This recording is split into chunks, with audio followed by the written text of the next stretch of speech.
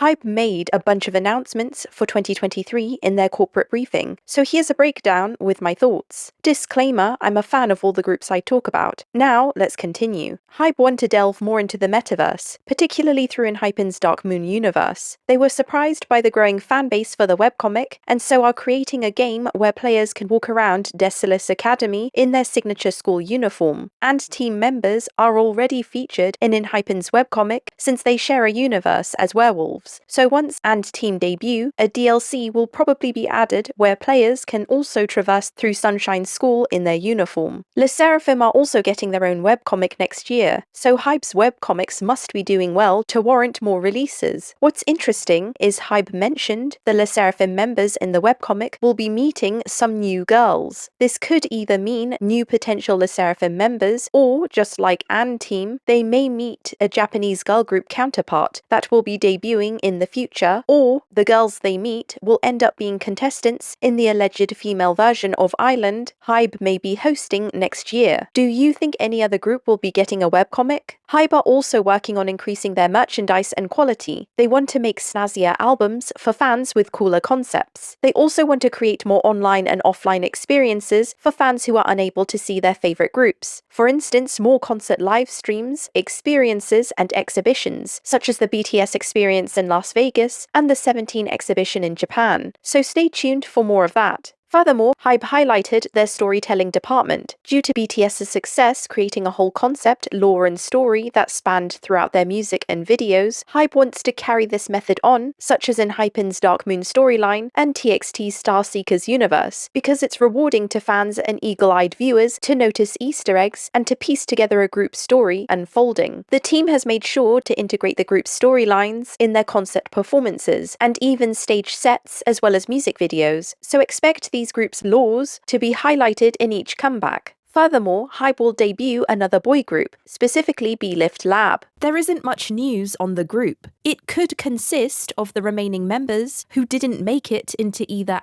Team or Enhypen. But what do you think? Furthermore, what about Trainee A? When will they debut? Perhaps Hybe didn't mention them due to Leo's departure, and therefore have had to push back their debut date in order to find his replacement. Furthermore, Hybe emphasized member contributions to the music-making process, highlighting Yoonjin and Sakura's contribution to the Anti-Fragile album's lyrics, and the TXT's members writing and producing contributions to their previous albums. Hopefully this will be allowed to continue. Woozy's producing was highlighted for 17, and he discussed how the members contribute to the music, weaving multiple musicalities and personalities into cohesive music, and how that's a key point to 17's success. Expect more music from them and Japanese releases. Speaking of producers, Zico discussed his KOZ label and how he's in the process of creating his own K-pop group, currently accepting auditionees. It'll be interesting to see what style and genre this group has. Will it be reminiscent to Block B under Zico's influence? And will the group be focused on rap or vocals or both? There's no confirmed date yet, but this is one to look out for. Furthermore, LeSserafim will be doing an Asia and North American tour next year. Their whole label and team are behind them, going full speed ahead with promoting LeSserafim abroad. They want to highlight the members' uniqueness and individual talents, and hopefully the members' contribution to their music will continue and be allowed to grow. No comeback date was confirmed, which makes sense, seeing as they only just had a comeback. But I wonder if the group will release any Japanese or English music next year. As for New Jeans, they were hardly mentioned in the briefing, which is surprising